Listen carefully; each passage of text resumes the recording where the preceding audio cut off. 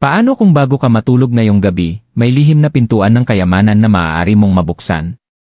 Isipin mong ipapahid mo lang ang ilang patak ng langis sa iyong mga palad, at pagsapit ng umaga, kikilos na ang universo pabor sa'yo. Si Baba Vanga, ang babaeng ang mga pangitain ay yumanig sa mundo, ay naghayag ng isang simpleng ritual na pinaniniwala ang kayang gisingin ang walang hanggang enerhiya ng pera habang ikaw ay natutulog. Sabi ng mga Pilipino, parang mahika ang epekto nito, panaginip ng mga barya, bigla ang oportunidad, di inaasahang biyaya.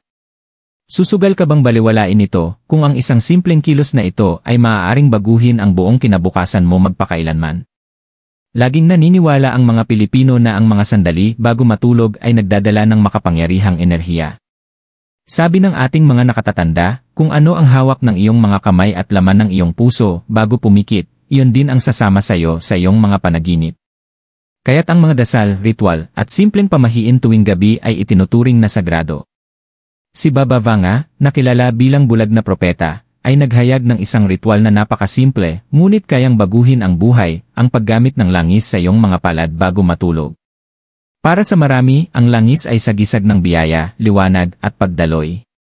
At kapag pinagsama ito sa matibay na intensyon, nagiging daan ito ng paggising ng enerhiya ng kayamanan.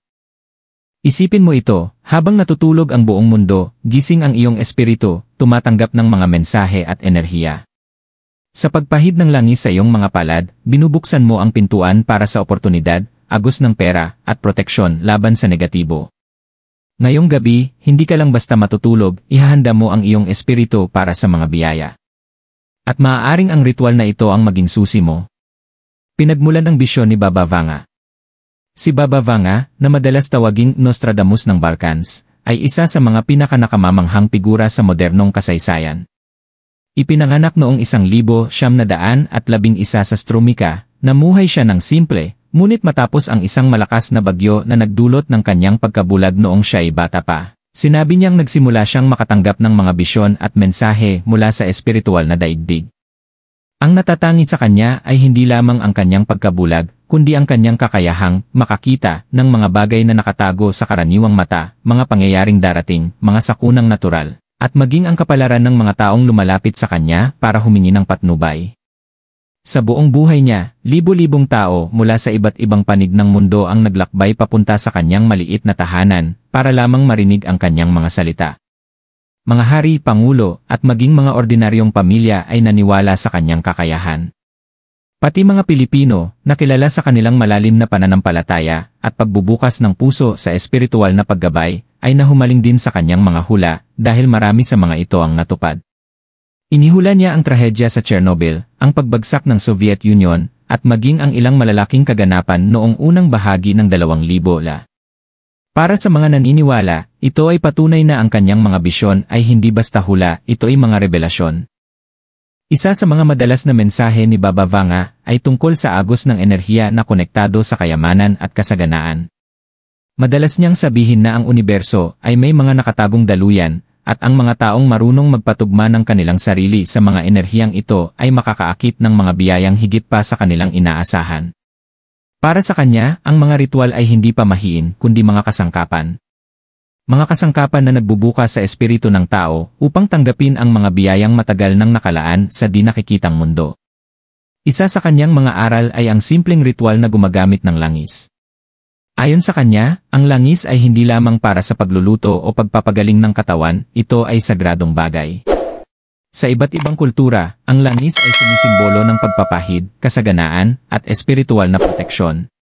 Sa Biblia, ang mga propeta ay nagpapahid ng langis sa mga hari. Sa tradisyon ng mga Pilipino, pinapahiran ng langis ng mga nakatatanda ang mga bata upang maprotektahan laban sa sakit o masamang espiritu. At sa araw-araw, ang langis ay nakikita bilang pinagmumula ng liwanag, apoy, at enerhiya. Naniniwala si Baba Vanga na kapag ang langis ay pinagsama sa panalangin o intensyon, nagiging magnet ito ng kayamanan. Sa pagpahid nito sa mga kamay bago matulog, ikinokonekta ng tao ang kanyang pisikal na enerhiya sa mga di nakikitang puwersa ng universo. Ipinaliwanag niya na ang mga kamay ay kasangkapan ng paglikha, sa pamamagitan ng mga ito tayo ay kumikilos, nagbibigay, at tumatanggap. Kapag ang mga kamay ay pinahiran, umaakit ito ng oportunidad, biyaya, at daloy ng pinansyal na kasaganaan. Para sa maraming Pilipino na nakarinig ng aral na ito, malalim ang naging dating nito. Hindi na ito bago, sapagkat bahagi na ng kultura ang paghahanda bago matulog, ang pagdarasal ng rosaryo, pagbibigay ng good night sa mga mahal sa buhay, o paglalagay ng baso ng tubig sa tabi ng higaan para sa proteksyon. Kaya't ang pagdaragdag ng ritual gamit ang langis ay naramdaman bilang isang natural na pagpapalawig ng mga nakasanayang gawain ng pamilya. Kumalat ang mga kwento sa iba't ibang henerasyon tungkol sa mga taong nagsagawa ng ritual na ito at nakaranas ng biglaang ginhawang pinansyal. May mga nakatanggap ng perang matagal nang nakalimutan. May mga nanaginip ng mga numero na lumabas sa loto. At mayroon ding nakatagpo ng mga bagong oportunidad, trabaho, promosyon, o hindi inaasahang alok sa negosyo, ilang araw lamang matapos simulan ang ritual. Ngunit ang bisyon ni Baba Vanga tungkol sa langis ay hindi lamang nakatuon sa pera. Ito'y tungkol sa pagbabago ng enerhiya. Itinuro niya na kapag natulog ka na may pinahiran na mga kamay, sinasabi mo sa universo, handa akong tumanggap. Bukas ako sa mga biyaya. Nakaayon ako sa kasaganaan. Ang kasaysayang ito ang dahilan kung bakit patuloy na nagbibigay inspirasyon ang kanyang mga salita sa milyon-milyong tao. Sa bawat tahanang Pilipino, mula sa maliliit na baryo hanggang sa malalaking lungsod, malakas ang kapangyarihan ng pananampalataya at ritual. At ang ritual na ito, na iniwan ng kanyang mga bisyon, ay maaaring maging pintuan ng paggising ng kayamanan na hinahanap ng marami sa panahon ngayon. Ipinaliwanag ang ritual ng langis. Ngayong malinaw na sa atin ang bisyon ni Baba Vanga, dumako na tayo sa pinakamahalagang bahagi, kung paano nga ba isagawa ang ritual ng langis para sa paggising ng kayamanan. Tandaan, hindi lang ito tungkol sa pagpahid ng langis sa iyong mga kamay. Ito ay tungkol sa intensyon, pananampalataya, at pagtutugma ng iyong espiritu sa universo. Bawat hakbang ay may kahulugan, at bawat detalye ay mahalaga. Hakbang 1, pagpili ng tamang langis. Itinuro ni Baba Vanga na ang langis mismo ay daluyan ng enerhiya. Iba't ibang langis, iba't ibang vibrasyon. Para sa mga Pilipino, madaling makuha ang mga sumusunod. Langis ng niyog, coconut oil, tradisyonal na gamit sa pagpapagaling, proteksyon, at mga ritual ng pagpapala. Sagana sa Pilipinas at itinuturing na sagrado. Olive oil, simbolo ng kapayapaan, kasaganaan, at banal na pagpapala. Sa Biblia, pinapahiran ng olive oil ang mga hari at propeta. Essential oils, lavender, jasmine, o frankincense, para sa mga may access dito, tumutulong itong palakasin ang espiritual na focus at magdala ng katahimikan bago matulog. Pinakamahalagang patakaran, pumili ng langis na dalisay at malinis. Huwag gumamit ng mantikang ginamit na sa pagluluto. Itabi ang isang maliit na bote o lalagyan para rito, at ituring itong sagrado, isang kasangkapang espiritual. Hakbang 2, paglilinis bago ang ritual. Bago gamitin ang langis, linisin muna ang sarili. Naniniwala ang mga Pilipino na ang dumi, pawis, o kahit negatibong isipin ay maaaring humarang sa biyaya. Kaya bago matulog, hugasan ang iyong mga kamay habang sinasabi, hinuhugasan ko ang lahat ng negatibo at inihahanda ang sarili para sa mga biyaya. Kung nais, magsindi ng kandila o insenso para lumikha ng payapang espasyo. Linisin ang iyong isipan. Huwag dalhin ang galit o stress sa ritual. Maaaring simple ito pero napakahalaga. Ayon kay Baba Vanga, hindi makakapasok ang biyaya sa pusong mabigat o sa isip na magulo. Hakbang 3, pagpapahid ng langis sa mga palad. Dito na pumapasok ang sagradong gawain. Maglagay ng ilang patak ng langis sa iyong mga palad. Dahan-dahang ikuskus ang mga kamay na para bang ginigising mo ang enerhiya sa loob nito. Habang ginagawa ito, ulitin ang mga paninindigan gaya ng, ang aking mga kamay ay umaakit ng kasaganaan. Maluwag na dumadaloy sa akin ang kayamanan. Inihahanda ko ang sarili upang tumanggap ng mga biyaya. Habang sinasabi ito, isipin mong napupuno ng gintong liwanag ang iyong mga kamay. Ilarawan sa isip ang mga bariyang kumikislap, mga perang papel, o agos ng kasaganaan na pumapasok sa iyong mga palad. Damhin na para bang magneto ang iyong mga kamay na humihigop ng kayamanan mula sa universo. Sa kulturang Pilipino, ang mga kamay ay sagisag ng paggawa at kabuhayan. Dito dumadaan ang bawat kinikita, at dito rin nagmumula ang pagbibigay at pagtanggap ng biyaya. Sa pagpahid ng langis, para bang isinusulat mo ang iyong kapalaran para sa kasaganaan. Hakbang 4, pagtatakda ng intensyon bago matulog. Kapag napahiran na ang iyong mga kamay, huwag itong hugasan. Sa halip, ilagay ang mga palad sa ibabaw ng iyong puso at bulongin ang iyong panalangin. Ito ang sandali ng malinaw na pagdedeklara ng iyong hangarin. Bagong oportunidad sa trabaho. Mabayaran ang utang. Swerte sa negosyo. Pangkalahatang katatagan sa pananalapi. Sabihin ito ng malinaw pero may kababaang loob. Madalas paalala ni Baba Vanga na ang kasakiman ay humahadlang sa enerhiya, ngunit ang tapat na pangangailangan at taos-pusong pasasalamat ay umaakit ng mga himala. Pagkatapos nito, mahiga at matulog. Hayaang nakarelax ang mga kamay sa tabi ng iyong katawan o malapit sa iyong unan. Patuloy na kikilos ang langis sa buong gabi, ikinokonekta ang iyong isipan sa enerhiya ng universo. Hakbang 5, magtiwala at pansinin ang mga palatandaan. Ang ritual na ito ay hindi sa lamangka, ito ay espiritual na pagtutugma. Pagkatapos gawin, bantayan ang mga senyales tulad ng panaginip ng mga barya, dumadaloy na tubig o liwanag. Paglitaw ng paulit-ulit na numero gaya ng 888, enerhiya ng pera, o 111, bagong simula. Bigla ang oportunidad, isang tawag, mensahe, o hindi inaasahang alok. Pagdama ng gaan, kapayapaan, at kumpiyansa tungkol sa kinabukasan. Sa kulturang Pilipino, ang mga palatandaang ito ay tinuturing na tugon ng universo. Kapag napansin mo, tanggapin ito ng may pasasalamat. Mga karagdagang tip para sa mas matibay na resulta. Isagawa ang ritual sa loob ng 7 magkasunod na gabi. Ang 7 ay makapangyarihang bilang, simbolo ng kabuuan.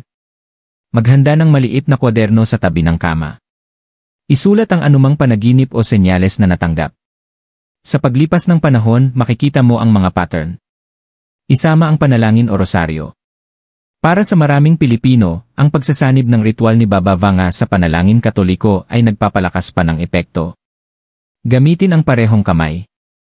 Huwag isa lang. Mahalaga ang balanse. Ang simbolismo ng bawat hakbang.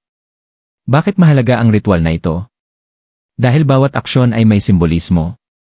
Paghuhugas ng kamay katumbas equals pagtanggal ng negatibo. Pagpahid ng langis katumbas equals pag-activate ng agos ng kayamanan. Mga paninindigan katumbas equals pagprograma sa subconscious. Pagtulog na may langis katumbas equals pagbibigay daan sa universo habang ikaw ay nagpapahinga. Ang buong ritual ay tila tulay sa pagitan ng pisikal at espiritual na mundo. Ang langis ay kasangkapan lamang, ang iyong pananampalataya ang tunay na kapangyarihan. Huling paalala. Huwag madaliin ang ritual na ito. Gawin ito ng dahan-dahan, may paggalang, at may taos-pusong hangarin. Habang mas dalisay ang puso mo, mas malakas ang magiging epekto. At laging tandaan, magpasalamat. Kapag dumating ang kayamanan, ibahagi ito. Kapag dumating ang biyaya, kilalanin ito. Dahil ang pinakamahalagang turo ni Baba Vanga ay hindi lang tungkol sa pagtanggap, ito ay tungkol sa pagpapanatili ng agos ng enerhiya sa pamamagitan ng pagiging mapagbigay at mapagpasalamat. Ang espiritual na siyensya sa likod nito. Marami ang nagtatanong, bakit gumagana ang ritual ng langis? Mahika ba ito o paniniwala lang? Ang totoo, ito'y parehong espiritual at siyentipiko. Hindi kailanman inangkin ni Baba Vanga na siya'y siyentista. Ngunit madalas na umaayon ang kanyang mga aral sa mga paliwanag ng modernong psikolohiya at pag-aaral tungkol sa enerhiya. Mga kamay bilang daluyan ng enerhiya. Ang ating mga kamay ay hindi lang pisikal na kasangkapan, sila'y mga sentro ng enerhiya. Sa kulturang Pilipino, matagal nang naniniwala rito. Kapag binabasbasan ng mga nakatatanda ang mga bata, inilalagay nila ang kamay sa ulo. Sa pagpapagaling, ginagamit ang paghahawak ng kamay. At sa panalangin, itataas natin ang ating mga palad sa langit. Hindi ito basta kilos, ito ay pagkilala na ang mga kamay ay nagbibigay at tumatanggap ng enerhiya. Maging ang siyensya ay sumusuporta rito. Ayon sa mga pag-aaral sa biofield therapy, ang mga kamay ay lumilikha ng masusukat na electromagnetic fields. Ibig sabihin, natural na transmitter ng intensyon ang ating mga palad. Kaya kapag pinahiran ito ng langis, hindi lang ito pisikal na akto, kinakargahan mo ng simbolikong kahulugan ang iyong enerhiya. Ang lakas ng paghipo at ang subconscious. Binigyang diin ni Baba Vanga ang tamang oras ng ritual bago matulog. Bakit? Dahil ito ang sandali kung saan pinakabukas ang subconscious mind. Ayon sa mga psychologist, ang mga panalangin, paninindigan, o ritual bago matulog ay malalim na naitatala sa subconscious, na nakakaimpluwensya sa ating mga panaginip at maging sa mga desisyon sa araw-araw. Kapag pinahiran mo ng langis ang iyong mga kamay at binigkas ang mga salitang, "Inaakit ko ang kasaganaan," itinatala ito ng iyong subconscious. Habang natutulog ka, patuloy na pinoproseso ng iyong utak ang paniniwalang iyon, ginagawa kang mas alerto sa oportunidad, mas matapang sa aksyon, at mas nakaayon sa yaman. Tila mahiwaga, ngunit ito'y mental programming din.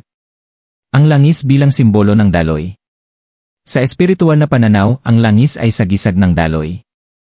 Gaya ng langis na nag-aalis ng alitan sa makina, tinatanggal din nito ang bara sa enerhiya ng buhay. Sa Kristyanismo, ang langis ay simbolo ng pagpapala. Sa pamahiin ng mga Pilipino, ang pagpahid ng langis sa balat ay proteksyon laban sa usog o negatibong enerhiya.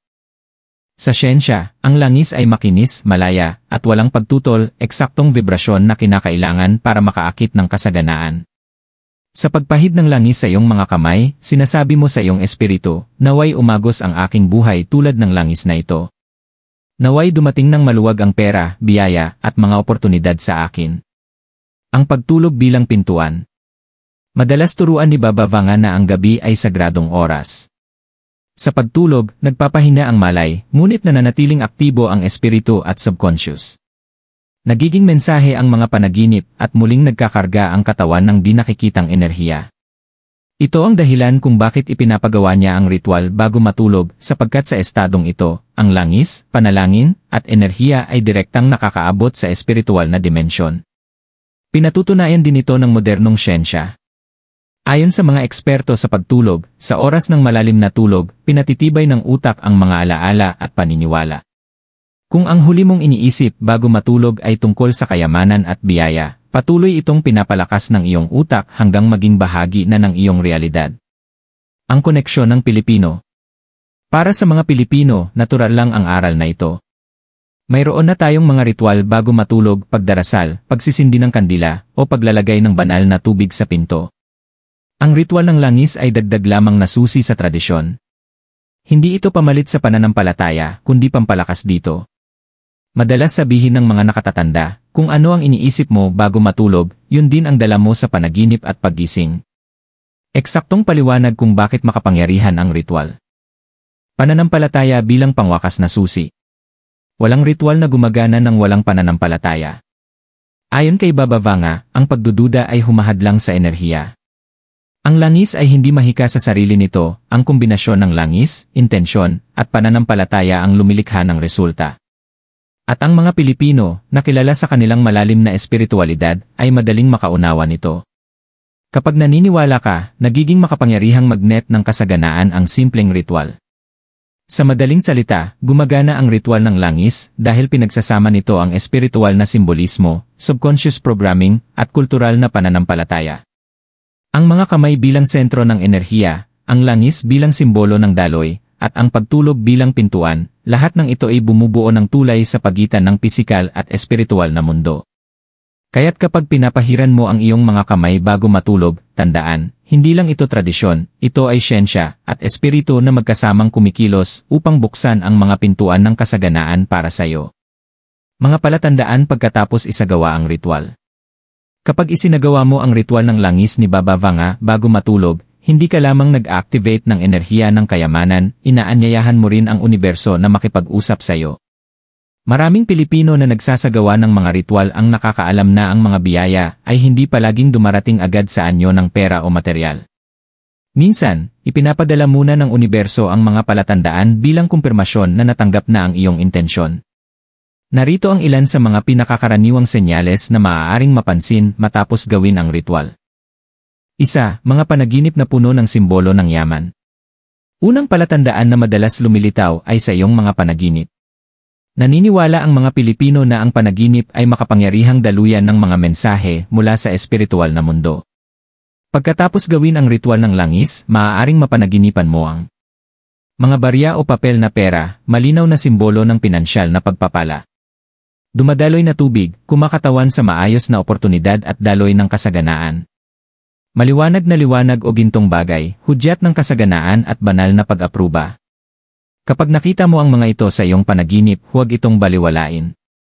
Isulat ito agad sa kwaderno sa tabi ng kama. Maaaring ito ay magsilbing gabay para sa susunod na hakbang o magbigay ng swerte sa mga numero na nakaangkla sa iyong kapalaran. 2. Paulit-ulit na numero sa araw-araw.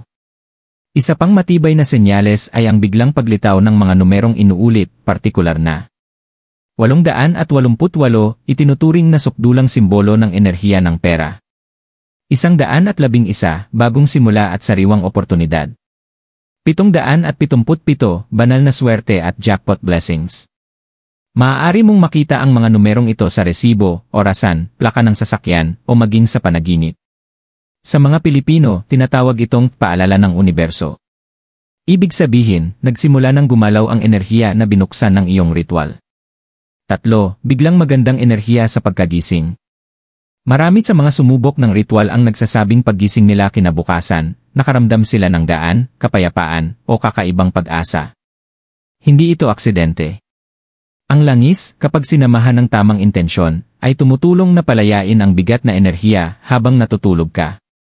Kapag nakaramdam ka ng pagiging presko o inspiradong muli, tanda ito na nakaayon na ang iyong espiritu sa vibrasyon ng kasaganaan.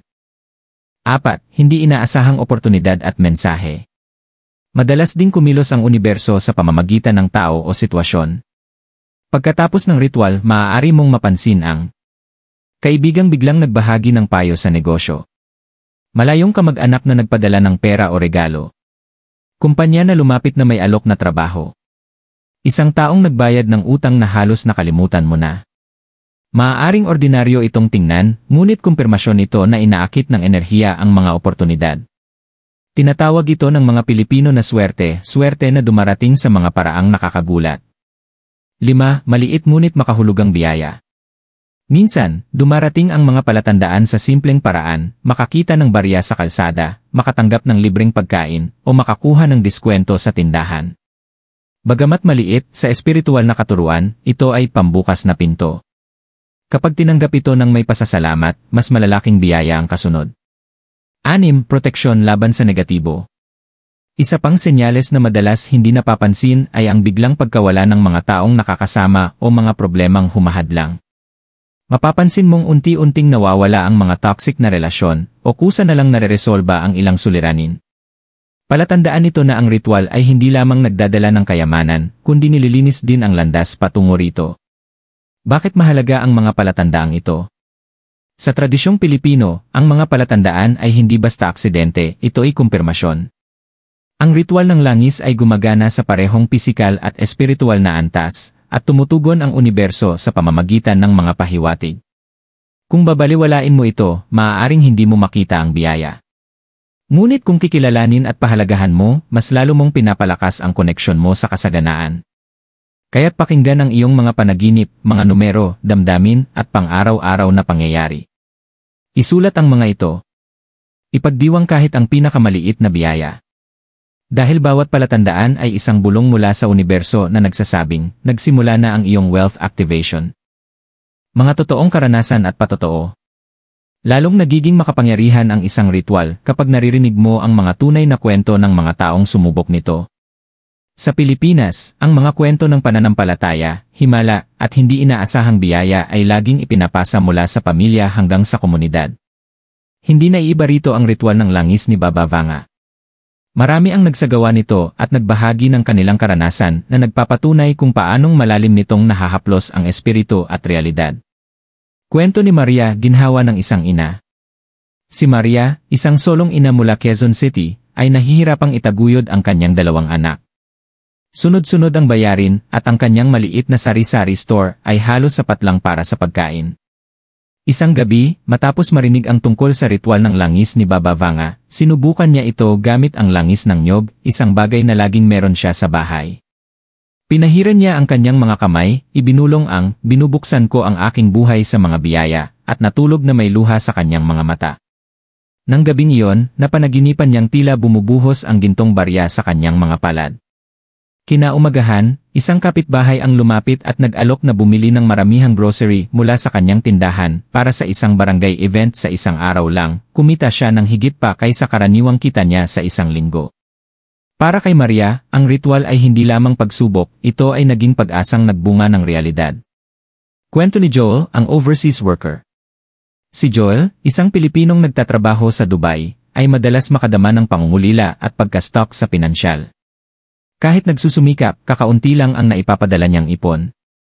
Nang malaman niya ang ritual ni Baba Vanga, bumili siya ng olive oil sa supermarket at sinagawa ito gabi-gabi sa loob ng 1 linggo. Sa ika-5 gabi, napanaginipan niya ang kanyang yumaong lolo, nakangiti at itinuro siya sa isang pintuan ng liwanag. Makalipas ang ilang araw, inanunsyo ng kumpanya ang bagong posisyon na may mas mataas na sahod at si Joel ang napili. Ngayon, sapat na ang kanyang kita para makapag-ipon habang patuloy na sinusuportahan ang pamilya. Para sa kanya, patunay ang ritual ng langis na kahit malayo, umaabot ang biyaya kapag malakas ang pananampalataya. Kwento ni Lola Estrella, karunungan ng nakatatanda. Sa Batangas, isang matanda na nagngangalang Estrella ay matagal nang naniniwala sa pamahiin at ritual. Nagdesisyon siyang isagawa ang ritual ng langis gamit ang sariling gawang herbal oil. Pagkalipas ng ilang gabi, nagsimulang lumitaw ang maliliit na biyaya, nakakakita siya ng barya malapit sa kanyang gate, nakakakuha ng prutas mula sa mga kapitbahay, at bigla na lang dinadalhan ng regalo ng kanyang mga apo. Sabi niya sa pamilya, hindi aksidente ang mga ito. Binuksan ng langis ang pinto. Ang kanyang karanasan ang nag-inspire sa kanyang mga anak at apo na subukan din ang ritual. Di nagtagal, sila man ay nakaramdam ng mga munting biyayang dumarating. Para kay Lola Estrella, ito ay paraan ni Baba Vanga upang ipaalala na magkasabay dapat ang pananampalataya at aksyon. Kwento ni Carla, ang utang na nabayaran. Si Carla, isang young professional mula Cebu, ay balisa dahil matagal nang hindi binabayaran ng isang kaibigan ang kanyang inutang. Sinubukan niya ang ritual ng langis, nakatuon ang intensyon sa pinansyal na ginhawa. Sa ikatlong gabi, napanaginipan niyang may hawak siyang notebook na may mga numerong nakasulat. Kinaumagahan, bigla siyang minessage ng kaibigan, humingi ng tawad, at agad na nagpadala ng buong bayad. Ayon kay Carla, parang hindi totoo, pero napakalakas.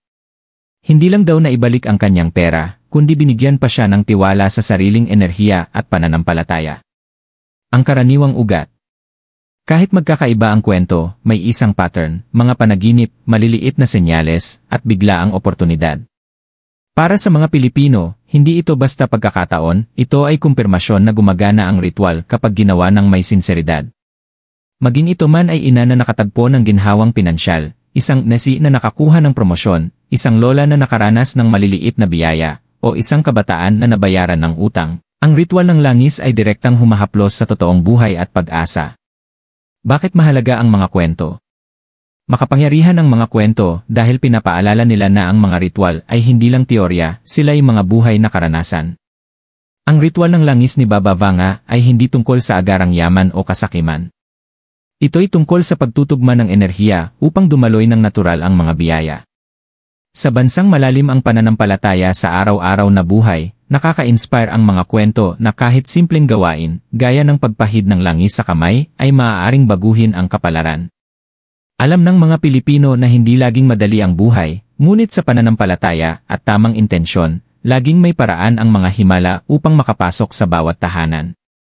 Kaya kung nagdadalawang isip ka kung gumagana ba talaga ang ritual na ito, pakinggan ang mga tinig na ito. Sila ang patunay na kapag ibinukas mo ang iyong mga palad ng may sinseridad, sumasagot ang universo ng may kasaganaan. Mga babala at mahahalagang paalala. Bagamat simple at makapangyarihan ang ritual ng langis ni Baba Vanga, dapat itong isagawa ng may tamang isipan at pusong dalisay. Gaya ng anumang espiritual na gawain, kaakibat nito ang biyaya at responsibilidad. Narito ang pinakamahalagang paalala upang gabayan ka. 1. Huwag gamitin sa kasakiman. Layunin ng ritual na anyayahan ang mga biyaya, hindi upang busugin ang walang hanggang kasakiman. Binalaan ni Baba Vanga na ang mga nagsasagawa ng ritual na may inggit o labis na pagkamakasarili ay humaharang sa enerhiya. Kung gagawin mo ito na ang iniisip lang ay makuha ang lahat habang ninanais na mawalan ng iba, hindi tutugon ang universo. Isagawa ito ng may pagpapakumbaba at pasasalamat. 2. Panatilihing malinis ang iyong enerhiya. Madalas sabihin ng mga Pilipino, kung anong laman ng puso, siyang ibinabalik ng universo. Ibig sabihin, kung puno ng galit, inggit, o negatibong damdamin ang iyong puso, hindi makakatulong kahit ang langis. Linisin muna ang iyong sarili, magdasal, magpatawad, palayain ang mabibigat na iniisip, bago ipahid ang langis sa mga kamay. Ang dalisay na puso ay umaakit ng dalisay na biyaya. 3. Mahalaga ang consistency. Huwag umasa ng instant milyon sa isang gabi. Hindi ito lotto ticket, ito ay activation ng enerhiya ng kayamanan. May ilan na nakakakita ng senyales sa loob ng isang araw, at mayroon ding tumatagal ng ilang linggo. Ipagpatuloy ang pagsasagawa nito ng may pasensya. Gumagalaw ang universo sa sarili nitong oras, hindi ayon sa atin. 4. Igalang ang mga gamit ng ritual. Huwag tratuhin ang langis ng basta-basta. Huwag itong gamitin sa pagluluto o paglalaro. Itabi ito sa isang malinis na bote, hiwalay sa pang-araw-araw na gamit. Ituring itong sagrado. Kapag iginalang mo ang kasangkapan, pinararangalan mo rin ang enerhiyang dumadaloy dito. 5. Isabay sa aksyon. Tandaan, dumarating ang kayamanan sa pamamagitan ng enerhiya at pagsisikap. Binubuksan ng ritual ang mga pintuan, ngunit ikaw pa rin ang dapat lumakad papasok. Kapag nakatanggap ka ng panaginip o palatandaan, kumilos. Mag-apply sa trabaho, magsimula ng negosyo, tanggapin ang oportunidad. Naniniwala si Baba Vanga na ang mga ritual ay susi, ngunit ikaw pa rin ang magpapihit ng kandado. Huling paalala. Hindi delikado ang ritual ng langis, ngunit dapat itong lapitan ng may pananampalataya, sinseridad, at paggalang. Isipin ito bilang pakikipag-usap sa universo. Kapag nagsalita ka ng may katotohanan, tutugon ang universo ng may biyaya. Natuklasan na natin ang hiwaga sa likod ng ritual ng langis ni Baba Vanga. Mula sa sagradong pinagmulan nito hanggang sa hakbang-hakbang na pagsasagawa, mula sa espiritual na siyensya na nagpapaliwanag ng kapangyarihan nito hanggang sa mga tunay na kwento ng mga Pilipino na nakaranas ng biyaya. Lahat ay nagtuturo sa isang katotohanan, ang pananampalataya na pinagsama sa intensyon ay lumilikha ng himala. Tandaan, ang ritual na ito ay hindi tungkol sa agarang pagyaman. Ito ay tungkol sa pagtutugma ng iyong puso, isipan, at espiritu sa agos ng kasaganaan. Kapag pinahiran mo ng langis ang iyong mga palad bago matulog, para mong sinasabi sa universo, handa ako. Bukas ako. Tinatanggap ko ang mga biyaya sa aking buhay. At ang universo, sa tamang oras, ay tutugon. Para sa mga Pilipino, ang mga ritual na tulad nito ay higit pa sa pamahiin, sila ay bahagi ng ating kultura, ng ating pananampalataya, ng mga aral na ipinasa sa bawat henerasyon. Ipinapaalala nila na sa pinakasimpleng gawain, may nakatagong malaking kapangyarihan. Isang patak ng langis, isang bulong na panalangin, isang dalisay na intensyon, maaari nitong buksan ang mga pintuan na akala natin ay imposibleng mabuksan. Kaya ngayong gabi, subukan mo mismo. Ihanda ang iyong langis, ipahid sa iyong mga palad, at matulog ng may pag-asa sa iyong puso. Pansinin ang mga palatandaan, pakinggan ang iyong mga panaginip, at magtiwala na ang mga biyaya ay papalapit na. I-komento ang iyong zodiac sign panandang pandagdag i-activate new blessings, kung handa ka nang angkinin ang enerhiyang ito. Ibahagi ang iyong karanasan sa iba, at sama-sama tayong bumuo ng komunidad ng pananampalataya at kasaganaan. Ang oras mo ay ngayon na. Huwag mo itong palampasin.